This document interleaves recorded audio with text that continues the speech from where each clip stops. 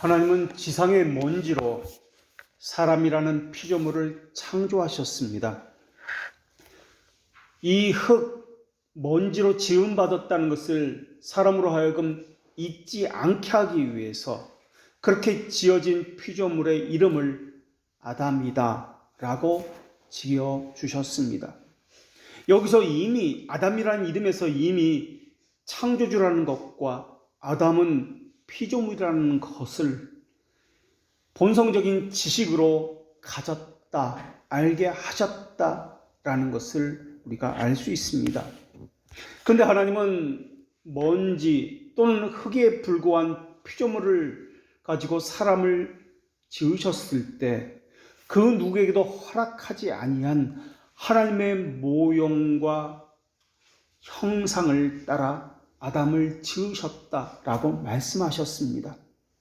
먼지와 흙에 불과한 존재에게 하나님의 형상과 모양을 부여하셨다. 그대로 지으셨다.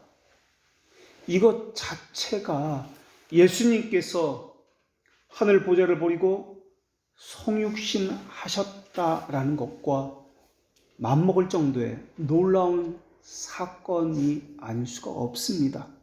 어떻게 하나님의 모양과 형상으로 이 흙이 그대로 지어졌느냐 하는 것입니다. 하나님의 형상과 모양으로 지어졌다고 할 때 형상은 첼렘이라는 단어를 사용하고요. 모양은 데무트라는 단어를 사용해서 형상과 모양이라는 각기 다른 단어를 사용합니다. 이 말은 물론 사람이 하나님과 모습이 똑같다라는 말은 아닙니다. 어떤 사람은 이 말은 형상은 외형적인 신체의 모습을 이야기하는 것이고 모양은 하나님이 지신 영원하심과 같은 내부적인 성품을 의미한다라고도 이야기합니다.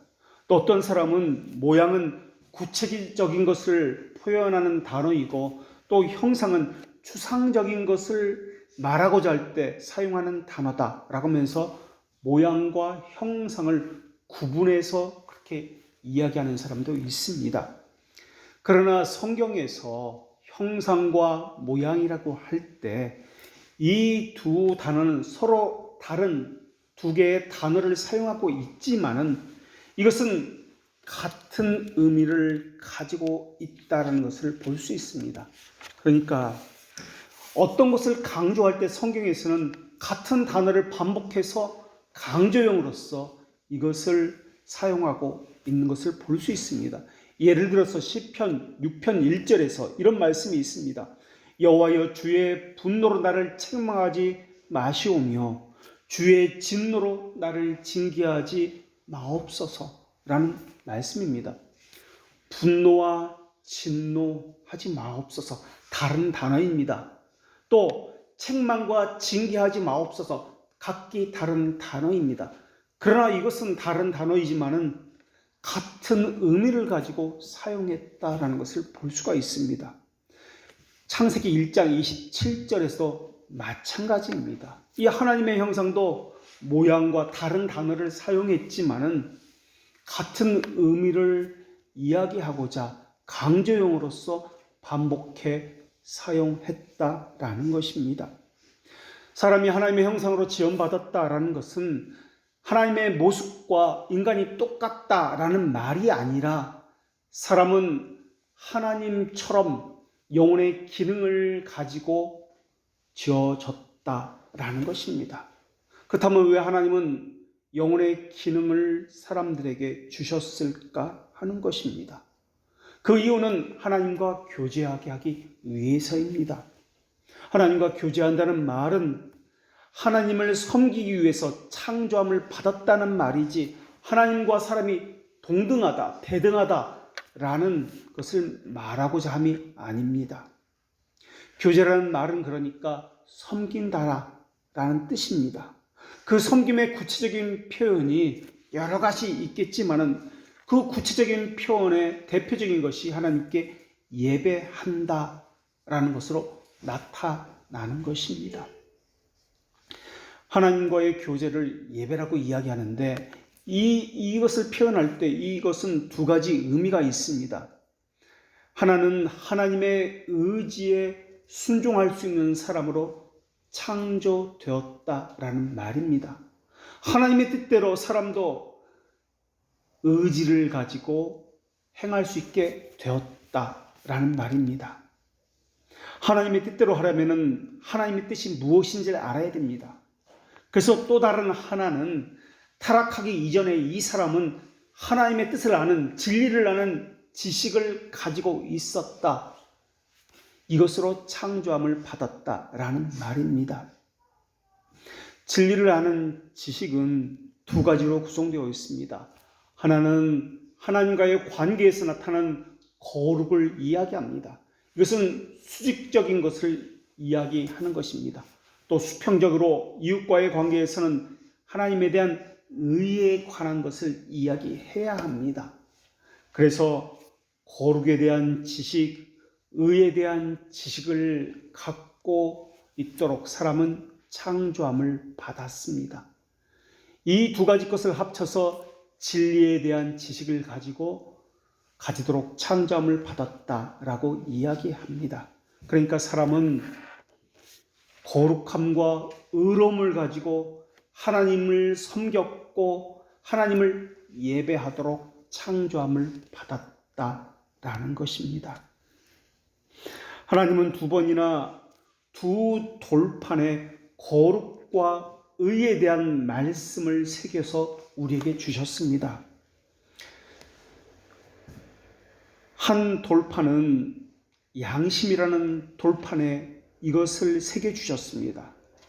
또 다른 두 번째 두 돌판에 하나님께서는 거룩과 의로움을 새겨서 우리에게 주셨는데 그 두 돌판은 성경이라는 돌판입니다. 그러니까 첫 번째는 양심의 거룩과 의로움을 새겨서 우리에게 주셨고, 그리고 타락 이후에는 성경의 거룩과 의로움을 새겨서 우리에게 주셨다라는 것입니다. 그래서 진리에 대한 그 지식을 구성하는 두 요소가 있는데 이것은 거룩과 의로움입니다. 이것을 충분하게, 거룩과 의로움을 충분하게 담고 있는 것이 성경입니다. 물론 양심에도 이것을 충분하게 담았습니다. 그러나 타락 이후에 이것은 훼손되었기 때문에, 그래서 하나님께서는 성경을 통해서 거룩과 의로움을 알도록 해 주신 것입니다. 그래서 성경에는 우리를 향한 하나님의 의지가, 모든 의지가 담겨 있다라고 벨직 신앙고백서에서는 이렇게 고백하고 있습니다. 벨직 신앙고백서 7장에서는 구원에 이르기 위해서 인간이 믿어야 하는 모든 가르침을 성경 안에 충분히 담고 있다라고 말입니다. 그래서 아무리 사도라 할지라도 하나님의 말씀인 이 성경에서 어떤 것을 더하거나 빼서는 안 된다라고 분명히 말씀하고 있습니다. 그래서 성경에서 신자는 거룩과 의로움을 찾아서 자기 것으로 삼아야 하는 것입니다. 사람의 중생의 목표도 거룩입니다. 그리고 중생의 목적은 거룩인데 중생의 목표는 하나님의 그 형상의 회복입니다. 하나님의 형상은 거룩과 의로움으로 구성되어 있기 때문에 그렇습니다. 중생한 자들이 모이는 곳이 교회입니다. 물론 이 땅의 교회는 가라지와 알곡이 함께 섞여 있습니다. 그런데도 불구하고 교회에서 가르쳐져야 하는 것은 당연히 하나님에 관한 지식인데, 정확히는 하나님에 관한 진리의 지식의 구성 요소인 거룩과 의에 대해서 가르쳐져야 합니다. 그렇다면 거룩과 의를 배워서 무엇에 사용하는 것입니까? 궁극적으로 하나님을 섬기기 위해서인데, 정확히는 하나님께 예배하기 위해서입니다. 타락이 전에 첫사람 아담은 하나님과 그 하나님의 형상과 관련된 일들을 순종하여 행하였습니다. 하나님의 형상대로 지음받았다라는 말은 하나님의 의지대로, 하나님의 뜻대로 순종했다라는 말입니다. 그래서 중생을 우리는 의지의 변화다라고 배웠습니다. 이것으로부터 하나님의 형상으로부터 가르치는 것도 살펴보아야 한다는 것입니다. 그러니까 교회에서 가르치는 것은 하나님의 형상에 관한 것입니다. 이것을 회복하는 것과 관련된 것입니다. 그래서 이 가르침을 구성하고 있는 것은 거룩에 관한 것을 가르쳐야 하는 것이고 의로움에 관한 요소를 가르쳐야 하는 것입니다. 처음 사람은 지금 우리와는 다르게 하나님을 자신의 의지를 가지고 순종할 수 있었고 따를 수 있도록 지음을 받았습니다. 그러나 지금 우리의 모습은 마음먹은 대로 되지가 않습니다. 우리 안에는 마치 두 사람이 있는 것처럼 서로 싸웁니다. 육체의 적용이 늘 이기는 것처럼 또 보이기도 합니다. 그러나 첫사람은 그렇게 싸워야 할 이유가 없었습니다. 그의 본성은 하나님께 순종하는 것을 기뻐했습니다. 오히려 불순종하는 것이 불가능하게 보일 정도였습니다. 그러나 우리는 지금 하나님께 예배하는 것이 기뻐하지 않을 정도로 정욕과 죄의 부패성이 우리의 의지를 자꾸 붙들어 잡아 당기고 있습니다. 영혼의 실증이 가득 차서 너무 힘들어합니다. 가장 힘들어하는 것이 예배입니다. 그 중에서도 하나님을 아는 지식을 배우는 교리 공부, 이것을 너무 싫어합니다. 그러나 타락 이전의 아담은 하나님의 형상으로 지음받았기 때문에 아담의 심정과 의지는 하나님께 예배하기를 무엇보다도 기뻐하였습니다. 마치 자신의 존재 이유인 것처럼 그렇게 하나님과 그렇게 교제했습니다. 그때 사람의 심정은 그리고 의지는 청결하였습니다. 사람의 모든 애정은 정결하였습니다. 사람의 전인은 거룩하였습니다. 사람의 어디 하나 하나님을 향한 불순종을 가지고 있지 않았습니다. 그래서 하나님의 형상대로 창조함을 입었다라고 할 때, 이것을 해석할 때 문자적으로 해석하는 것은 잘못된 것입니다.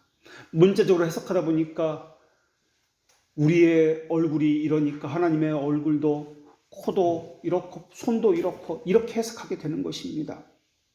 우리는 거룩과 의라는 단어를 먼저 해석해야 되는데, 이것을 먼저 살펴봐야 되는데, 이것은 우리가 지난 시간에 살펴본 대로 십계명에서 말씀하고 있는 도덕법과 관련을 지어야만 합니다. 이 도덕법이라는 것은 양심법과 관련되어 있기 때문에 그렇습니다. 그러니까 거룩이라는 것을 살필 때 우선은 선악을 알게 하는 나무의 열매를 먹지 말라라는 이 말씀, 이 도덕법과 연결시켜서 우선은 살펴보아야 합니다. 하나님은 하나님의 형상대로 아담을 지으시고 아담에게 선과 악을 알게 하는 나무의 열매를 먹지 말라라고 말씀해 주셨습니다. 이것은 선과 악을 몰라도 된다는 말이 아니라 하나님을 벗어나서 선과 악을 알지 말라라는 말씀이었습니다. 십계명은 우리가 알고 있는 대로 도덕법의 요약입니다. 또 율법의 요약은 도덕법입니다. 그리고 벨직 신앙고백서에서 하나님께서는 두 돌판에 손가락으로 직접 써서 주신 것이 있는데 이것이 성경이다라고 말씀하고 있습니다. 다시 말하면 성경의 요약이 율법이고 율법의 요약이 도덕법이다. 그리고 도덕법의 요약이 십계명이다라는 것을 우리가 알 수가 있습니다. 성경의 요약이 도덕법과 관련된다라는 것인데, 우리 십계명을 보면은 도덕법의 요약인 십계명을 보면은 1계명부터 4계명까지는 하나님을 향해 있습니다. 여기서 말하고자 하는 것은 거룩입니다. 5계명부터 10번째 계명까지 이것은 이웃을 향한 관계를 이야기하고 있습니다. 여기서 말하고자 하고 있는 것은 의로움입니다. 그리고 이 십계명을 하나로 묶는 것은 바로 예배로 묶습니다. 첫째 돌파는 하나님께 대한 직접적인 예배요. 둘째 돌파는 하나님께 대한 간접적인 예배입니다. 그러니까 첫째 돌파는 하나님을 향한 거룩이고 둘째 돌파는 이웃을 향한 의로움이다 라는 것입니다. 거룩으로 드리는 예배를 직접적인 예배라고 이야기하고 의로움으로 드리는 예배를 간접적인 예배다라고 이야기합니다. 그래서 의로움으로 드리는 간접적인 예배를 삶의 예배다라고도 이야기합니다. 예수님도 이것을 말씀하셨습니다. 계명을 요약하시면서 첫째 되는 계명은 하나님을 향한 사랑이고 둘째 되는 계명은 이웃을 내 몸과 같이 사랑하는 것이다 라고 말씀하셨습니다. 하나님께서 우리 심정에 새겨 넣어 주신 것은 도덕법입니다. 그러니까 하나님의 형상대로 지음받았다고 이야기할 때 고려해야 할 것은 우리의 삶은 도덕법의 요약인 거룩과 의로 구성되어진 삶을 사는 인간으로 창조함을 받았다라는 것입니다. 거룩과 의로움의 삶으로 하나님께 예배했다라는 것입니다. 거룩이라는 것은 하나님을 향한 경건의 표현입니다. 의로움이라는 것은 이웃과의 관계에서 사랑의 실천에 대한 모든 의무와 관계되는 표현입니다.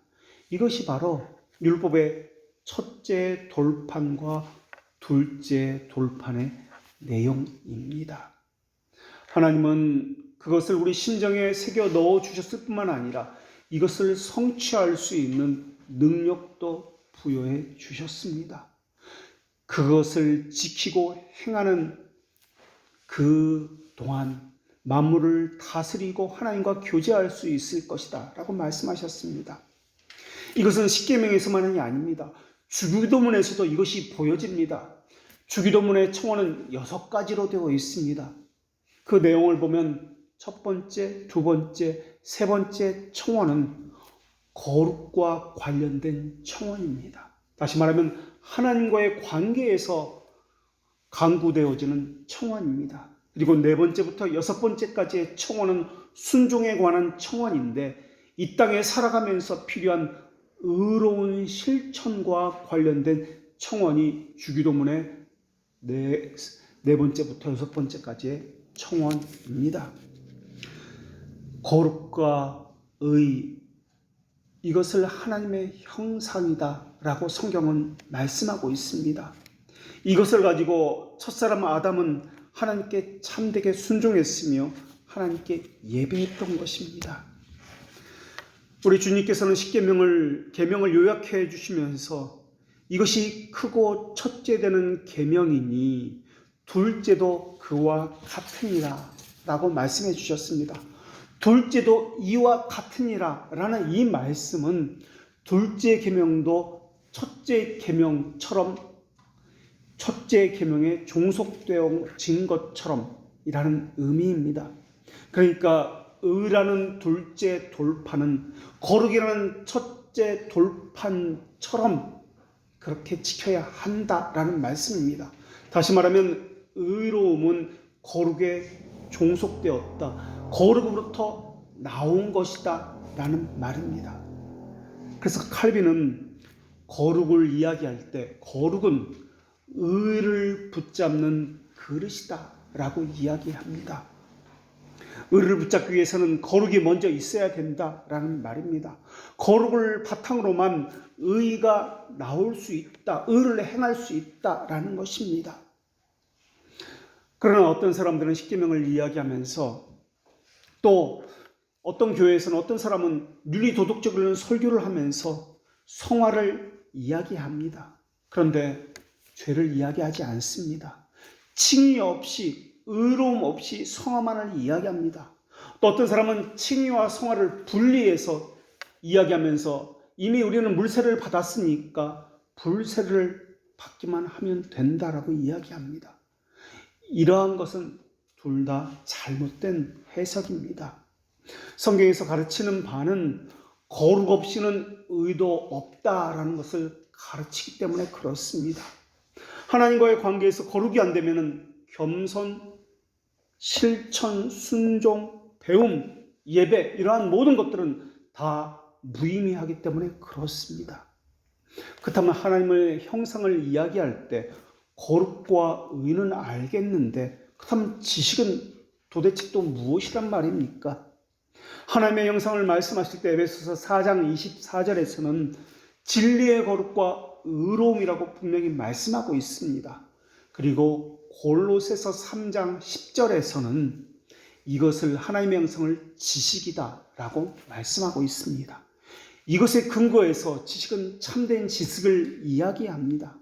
참된 지식은 다른 것이 아니라 하나님의 의지와 뜻을 아는 것을 이야기합니다. 그래서 하나님의 형상은 하나님을 아는 참된 지식을 가지고 지음받았으며 또한 거룩과 의를 가지고 예배할 수 있는 사람으로 지음받았다라는 것을 이야기합니다. 그래서 사람은 하나님을 아는 참된 지식을 가지고 살아가도록 만들어졌습니다. 그래서 참된 지식을 가진 사람은 하나님이 어떤 분인지 압니다. 어떠한 일을 하셨는지 압니다. 이것은 반드시 알 수밖에 없습니다. 참된 지식을 가진 사람은 하나님의 뜻을 알 뿐만 아니라 그것에 순종할 수 있게 되어 있습니다. 그것이 그의 존재 이유이고 그것이 그의 행복이고 그의 기쁨이기 때문에 그렇습니다. 그것을 통해서 하나님이 어떤 분인지 알기 때문에 이러한 지식을 가리켜서 부성애를 아는 지식이다 라고 말씀합니다. 이것을 성경에서는 선하심이다 라고도 표현합니다. 하나님의 보시기에 좋았더라 라는 이 말씀은 하나님의 선하심이 사람에게만 드러나는 것이 아니라 모든 만물 가운데 분명히 보여 드러나서 알 수 있게 되었다라는 말입니다. 그래서 하나님의 선하심이라는 이 개념은 아버지라는 단어로 표현되어지고 있습니다. 그래서 주교도문에서는 하늘에 계신 아버지라는 호칭을 통해서 이것을 표현하고 있습니다. 아버지라는 단어에는 두 가지 의미가 있습니다. 하나는 모든 것의 근원이다 라는 의미가 있고 또 하나의 뜻은 모든 것의 답을 가지신 하나님이다 라는 뜻을 가지고 있습니다. 모든 것의 근원이다 라는 말의 의미는 창조주라는 말의 의미이고 모든 것의 답을 가지셨다라는 말의 의미는 하나님께서는 섭리주다라는 말의 의미입니다. 그래서 작정은 하나님의 뜻은 하나님의 의지는 두 가지 것으로 이루어졌는데 창조주 하나님과 섭리주 하나님입니다. 첫사람은 이렇게 참된 지식, 청결한 거룩, 순결한 의를 가지고 하나님을 예배했습니다. 이것을 다른 말로 원시의라고 이야기합니다. 아담은 무죄할 뿐만 아니라 원시의를 가졌다는 점에서 우리와 전혀 다릅니다.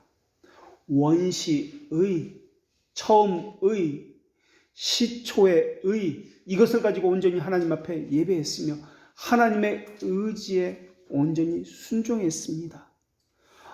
아담은 하나님 보시기에 좋은 거룩한 위치에 있었습니다.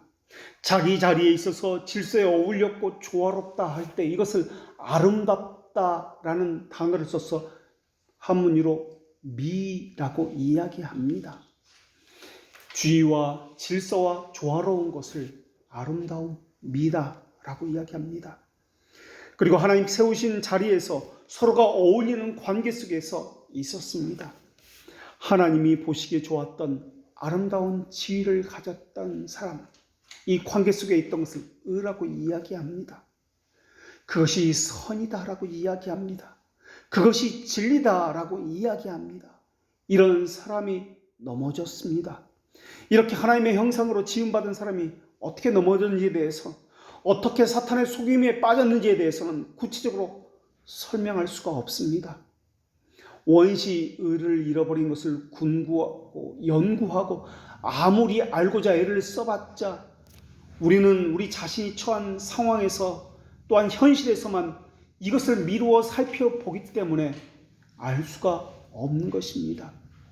사람의 이성은 원시의를 잃어버렸기 때문에 이미 한쪽으로 치우쳐 있기 때문에 악을 향한 부패성한 가진 이성만 작동하기 때문에 우리의 이성으로 이것을 아무리 발휘해 살피고 연구한다 할지라도 악한 쪽으로 치우쳐 있는 상태에서는 그것이 어떤 것인지 알 수가 없기 때문에 그렇습니다. 그래서 하나님께서는 중생이라는 것을 통해서 하나님의 형상의 그 모습대로 다시 되돌려 놓으려고 하신 것입니다. 그래서 중생이라는 것은 새 생명을 입었다, 새 옷을 입었다 라고 이야기하면서 하나님의 형상을 다시 입게 되는 것을 이야기합니다. 그런데 여기서 우리가 또한 한 가지 짚고 넘어가야 하는 것이 있습니다. 우리는 구원을 생각할 때 늘 내 편에서만, 자기 편에서만 생각한다는 것입니다. 친인은 그렇다 치더라도 성화를 생각할 때 우리는 점진적으로 점점 더 나아지는 것이다, 이렇게 변해가는 것이다 라고 생각하고 있습니다. 그러나 구원이라는 것은 하나님 편에서 볼 때 그것이 칭의이든 성화이든 어떤 것이든 구원이라는 것은 단회적인 사건입니다. 단번에 이루어지는 것입니다. 이례적인 것입니다. 그리고 이것은 영원 전에 이미 이루어진 사건입니다. 다만 우리가 보기에는 시간과 공간 안에서 이것을 보기 때문에 점진적으로 보이는 것이고 반복적으로 보이는 것이고 지속적으로 보이게 되는 것입니다. 그러나 분명한 것은 구원은 우리에게 속한 일이 아니다라는 것입니다. 구원은 하나님께서 이루시는 것이고 하나님께 속한 것이기 때문에 그런 점에서 구원을 바라보아야 하는 필요성도 있다라는 것입니다. 그렇다면 왜 구원이 필요한가? 하나님과 거룩한 교제가 끊어졌기 때문에 그러합니다.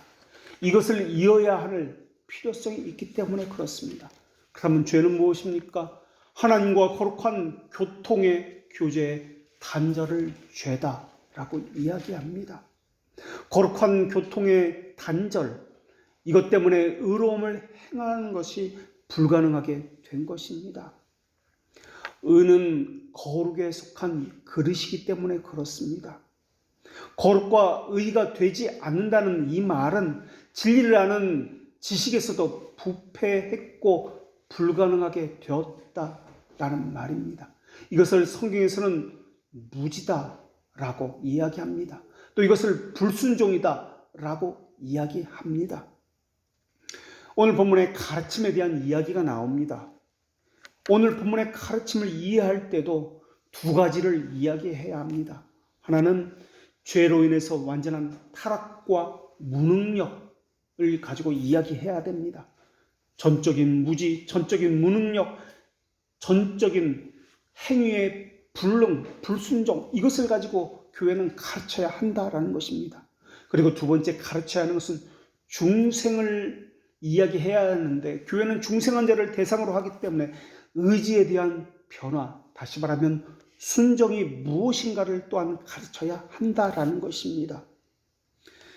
이 가르침은 교회 안에서의 가르침이기 때문에 가르침의 내용은 거룩과 의에 대한 진리입니다. 교회는 참된 가르침이 있어야 됩니다. 그리고 그런 가르침과 표지가 있는 교회에는 그 교회에 걸맞는 영예를 돌림이 마땅합니다. 그러나 그렇지 않는 모임은 교회가 아니기 때문에 그 영예와 영광을 그들에게 돌리는 것을 거부되어야 마땅합니다.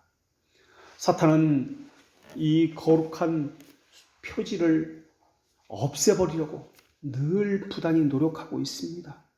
하나님의 형상으로 지음받았다는 것, 거룩과 의로운 표지를 지우려고 오늘도 노력하고 있습니다. 그래서 가르치는 직분을 가진 사람은 부단히 건전한 교리를 세워야 하며 거룩과 의로움에 대해서 가르쳐야 되며 거짓과 잘못된 교리를 드러난 일을 부단히 해야 합니다. 그러나 사탄은 계속해서 교회의 특징을 제거하려고 할 때 건전한 교리를 가르치는 자를 몰아붙이고 그 가르침을 멸시하도록 사람들의 정서를 부추기고 있습니다.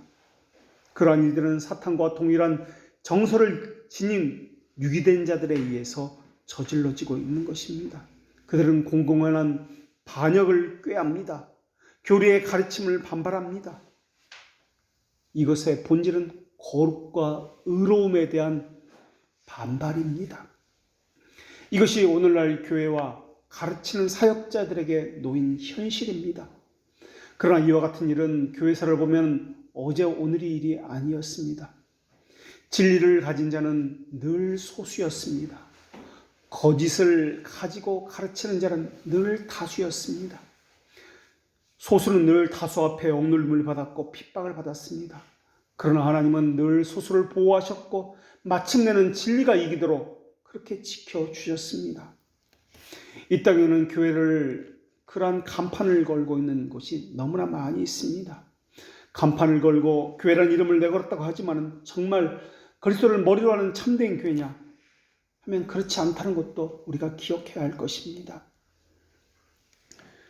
교회에는 악한 자와 선한 자가 늘 함께 있습니다. 그러다 보니까 삶의 불안전함을 가지고 이야기해야만 합니다. 그래서 어떤 사람은 비정상적인 교만 때문이 아니라 의에 대한 무분별함 때문에 죄를 짓는 사람도 있습니다. 열심을 냅니다. 그러나 무분별함으로 그 열심이 오히려 교회를 파괴하고 헛된 열심으로 작용하는 경우가 너무나 많이 있습니다. 또 어떤 사람은 복음에 공포된 그 설교 가운데 응답하는 삶의 열매가 없으면은 그곳에는 어떤 교회도 없다라고 그렇게 판단하는 사람도 있습니다. 물론 이것은 정당한 꺼리낌일 것입니다. 그 복음에 합당한 열매를 맺어야 된다라는 것은 또한 합당한 추측일 것입니다. 그러나 이 판단의 근거를 우리 자신에게 두어서는 안 됩니다. 주님은 그들의 게으름을 벌하지 아니하셨기 때문에 그렇습니다.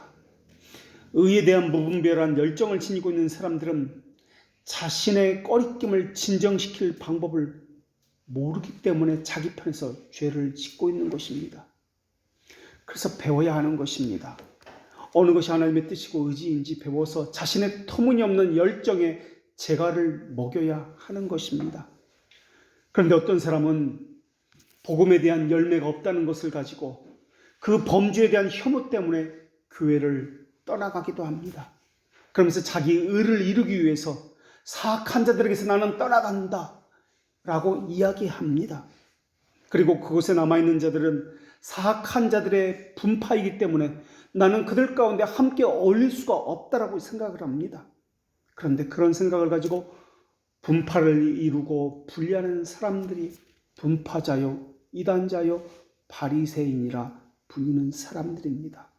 그들은 자신의 교회가 거룩하다고 외치지만은 그들은 이 땅에 있는 모든 교회는 고기가 함께 잡혀있는 그물과 같다는 것을 늘 무시하고 있다는 것을 그들은 잊고 있는 것입니다.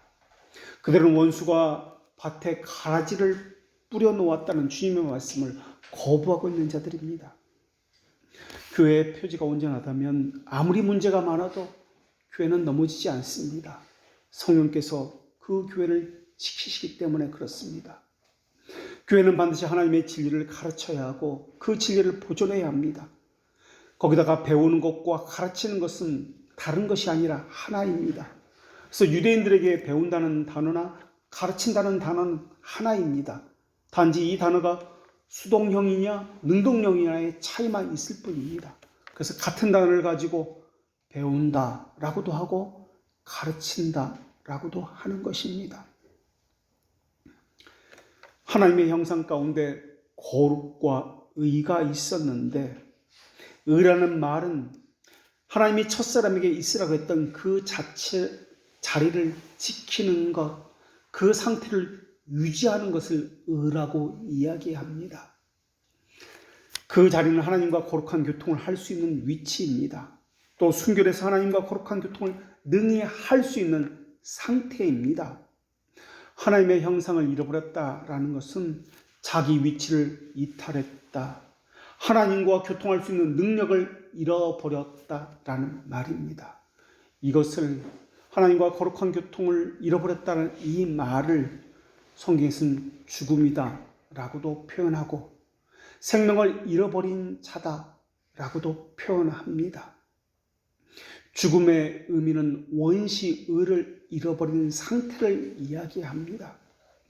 그리고 중생은 새 생명을 얻었다라고도 이야기하면서 이 원시의를 다시 찾게 되었다. 하나님의 형상을 회복하게 되었다라고 이야기합니다. 그러나 우리는 시간과 공간의 지배 가운데 있기 때문에 이미와 아직을 이야기해야만 합니다.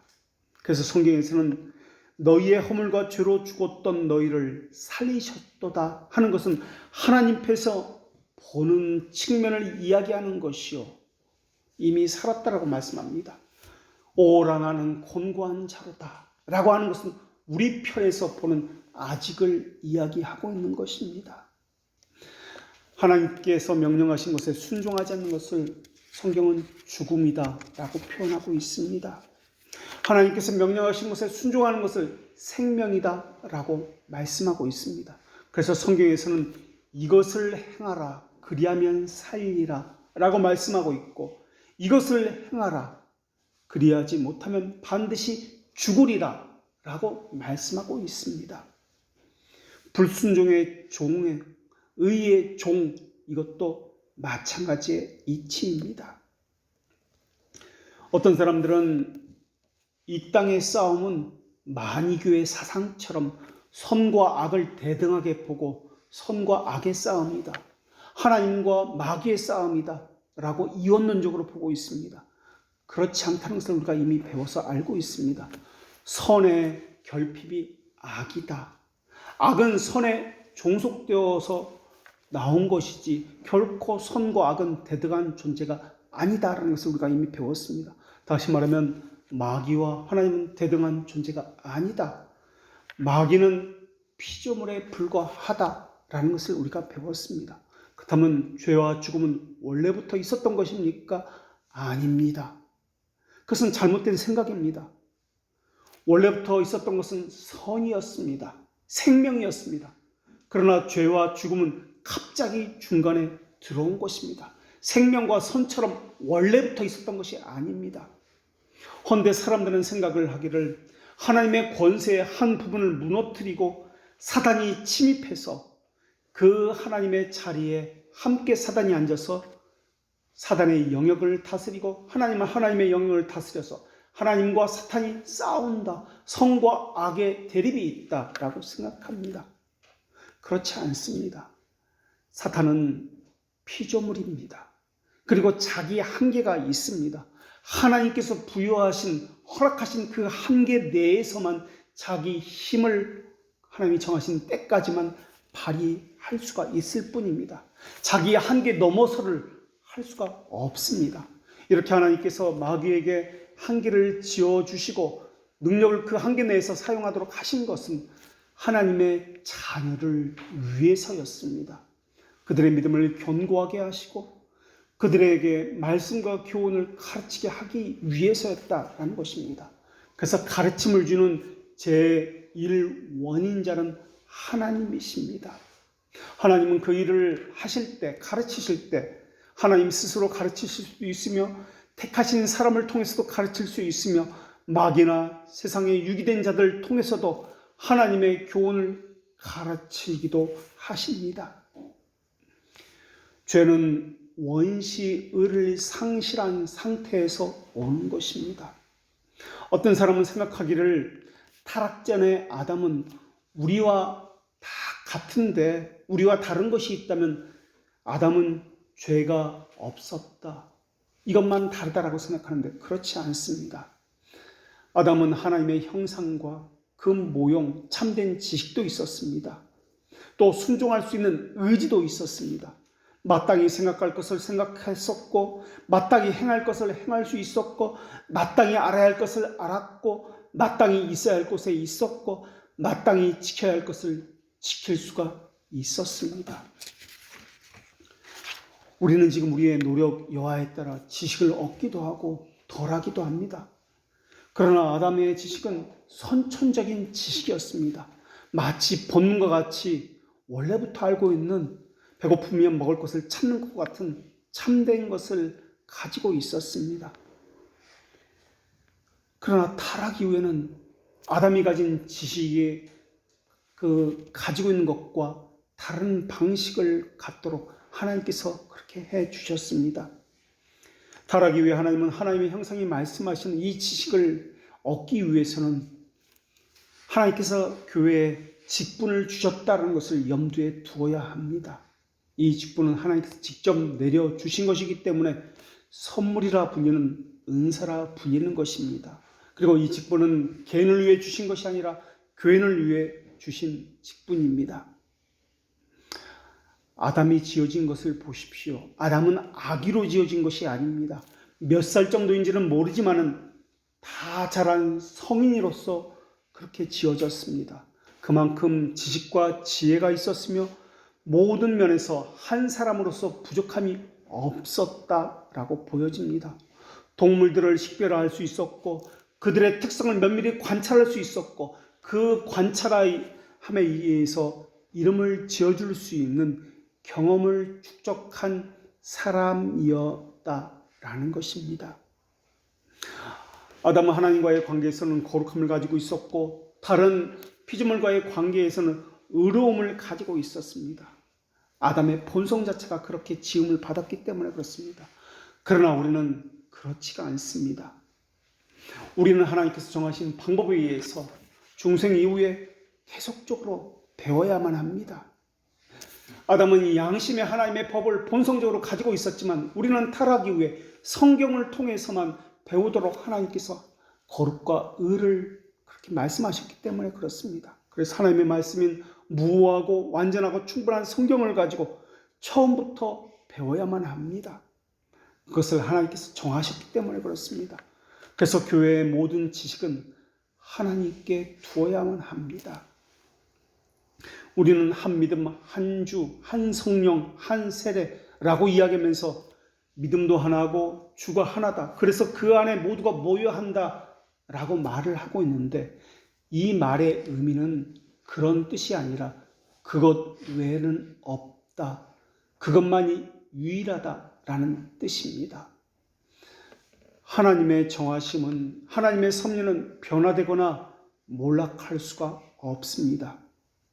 구원이 시온에 있다는 말씀이나 하나님이 그 성중에 계심에 성이 흔들리지 아니한다는 말씀이 그러합니다. 하나님께서 행하신 방법은 성경을 주셨고 그것을 가지고 가르치도록 교회 교사와 목사들을 세우셨다라는 것입니다. 그리고 그들의 입을 통해서 하나님께 속한 자들은 나와 배우라라는 것입니다. 그 배움을 통해서 거룩과 의를 가지도록 해라라는 것입니다. 그리고 하나님은 그 입을, 그 혀를 그냥 내버려 두신 것이 아니라 권위로 준비시키셨고 믿음의 일치를 이루게 하셨고 올바른 직제를 수립하셔서 그것을 오늘도 행하고 계시다라는 것입니다. 우리는 무지와 게으름과 경망스러운 천생 가운데 있기 때문에 우리는 믿음 안에서 다시 태어나야만 했습니다. 이때 필요한 것은 외적인 도움이었습니다. 우리는 육체의 감옥에 갇혀있기 때문에 아직 천사의 수준에 이르지 못했습니다. 그래서 하나님은 섭리를 베푸셔서 우리 능력에 맞게 하나님께 나아갈 방도를 마련해 주신 것입니다. 그래서 말씀을, 그러니까 기록된 말씀인 성경을 주신 것이고 목사와 교사를 세워 주신 것입니다.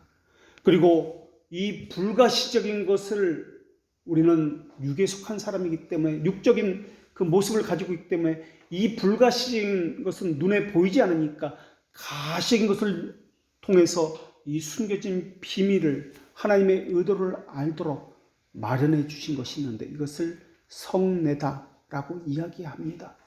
그래서 이 가시적인 것을 통해서 이 안에 담겨있는 비가시적인 것을 발견하도록 하신 것입니다. 이 성례를 위해서 교회에 세워주신 직분이 목사 외에 장로와 집사입니다. 이렇게 복음 선포와 성례를 통해서 신자들의 연약함을 돕게 하셨습니다. 그래서 성도가 서로 교통하는 것과 라는 말은 내적 교회는 물론이고 외적 교회까지 주어진 교회의 특성인데 하나님께서 성도들에게 부여하신 모든 은총이 성도들 간에 서로 나뉘어져야 한다라는 뜻입니다. 물질은 물론이고 영적인 것에서도 마찬가지입니다. 내가 깨달은 것을 서로에게 나눠주고 서로에게 배우는 것, 이것이 섬김이고 봉사입니다. 자신이 깨달은 은혜뿐만이 아니라 물질로도 이것도 더 주고 싶고 하나라도 더 챙겨주고 싶은 것, 이것이 성도의 교통에서 나오는 것입니다. 가르침이라는 것도 그런 측면에서 보아야 합니다. 교회 자체를 눈으로 식별하거나 손으로 만져야 할 필요는 없을 것입니다. 오히려 교회의 자리가 믿음에 있다는 것을 권고하기 때문에 우리의 지성이 교회의 가르침에 미치지 못한다 할지라도 우리는 교회를 생각하고 각자에게 주어진 은혜를 나눠야 할 의무가 있다라고 말씀하고 있는 것입니다.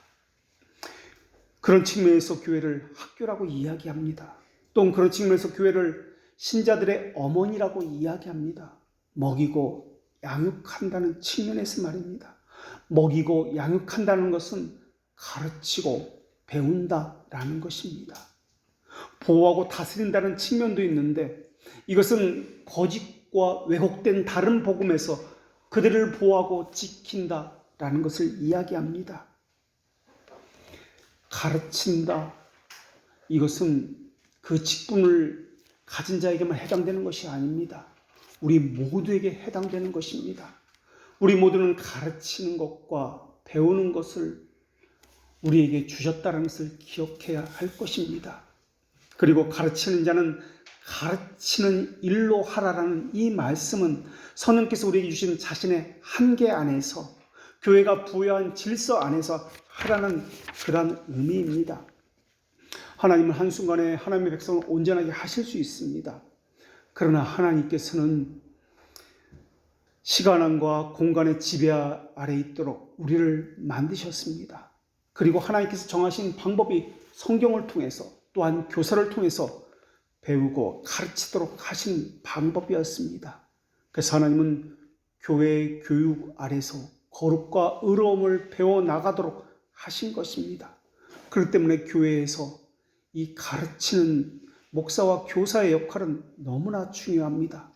성도들의 건강, 바르게 자라는 문제가 이 가르침에 달려있기 때문에 그렇습니다. 그래서 이 가르치는 자와 가르침 받는 자가 전제되어야 하는 것이 있는데 둘 다 중생된 자여야 한다는 조건입니다. 둘 중에 하나라도 하나님의 택한 백성이 아니면 절대로 가르칠 수도 없고 가르침을 받을 수도 없기 때문에 그렇습니다. 하나님은 하나님의 말씀을 도구로 우리 안에 믿음을 불어넣으십니다. 마치 아담에게 하나님의 호흡을 불어넣으셔서 숨을 쉬게 하신 것처럼 말입니다. 말씀이 그 안에 들어가야만 숨을 쉴 수가 있습니다. 그때에만 살아있다라고 말할 수가 있는 것입니다. 영혼이 기능이 살아나야만 중생이다. 그래서 말씀이 지속적으로 공급되어야만 우리는 살아있다라고 이야기할 수 있습니다. 그럴 때야만 하늘 교리의 사역으로 인해서 하나님에 대한 존경과 섬김과 사랑과 예배가 나타날 수 있는 것입니다.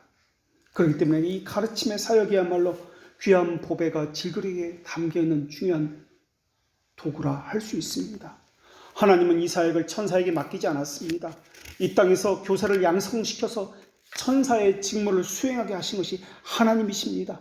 하나님은 그 사람에게 혀와 말에게 의지를 부어주셨고 하나님의 말씀을 전할 때 율법을 전하는 것에만 만족하지 않게 하셨고 바르게 해석할 수 있는 지혜를 주셨고 그것을 적용할 수 있는 순종할 의지까지 주셨습니다. 여기에 칼빈이 말한 이중적인 효과가 있습니다. 첫째 효과는 사람이라는 사역자를 통해서 말하는 것이 마치 하나님께서 직접 말씀하는 것처럼 들을 때 우리는 순종이라는 것을 통해서 증명할 수 있다라는 것입니다. 또 다른 효과는 하나님은 사람을 위협하거나 몰아세우지 아니하시고 하나님에게 자발적으로 이끄시는 방식을 취하신다는 것을 말씀하고 있습니다.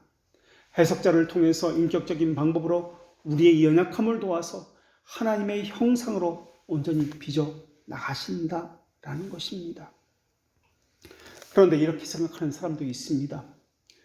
가르치는 사람이 오류와 불법으로 인해서 불명예를 안게 되었다면 그 사람이 가르치는 말씀까지 다 내다 버립니다. 그래서 말씀의 권위도 다 내다 버려야 된다고 생각하는 사람이 있습니다. 물론 교회의 비리, 목사의 개인적인 비리를 뉴스나 언론에서 그렇게 부추기는 경향도 있습니다. 그러나 그렇게 여기는 사람은 자신의 배은 망독함을 드러내는 사람이 분명합니다. 목사의 가르침이 진리이면 목사가 거짓이어도 그가 전하는 말씀은 진리인 것이 분명합니다. 사람은 부패했기 때문에 이 땅에서 온전할 수가 없습니다. 그것은 교회도 마찬가지입니다. 사람들은 완전한 교회를 찾아다니는데 이 땅에서는 절대 찾아낼 수가 없습니다. 그러다 보니까 어떤 사람은 온전한 교회, 완전한 교회를 찾아다닌다고 하면서 한 교회에 정착하지 못하고 이 교회, 저 교회 또 돌아다니고 있습니다. 하나님께서 주신 은사 가운데 가장 큰 은사는 하나님께서 스스로 자신을 낮추어서 말씀이 되어서 우리에게 하나님 자신을 주신 바로 이것이 가장 큰 선물입니다. 사람들의 입과 혀를 성별하신 것입니다. 그래서 자신의 목소리를 그들의 입과 혀를 통해서 울려 퍼지게 하신 것입니다.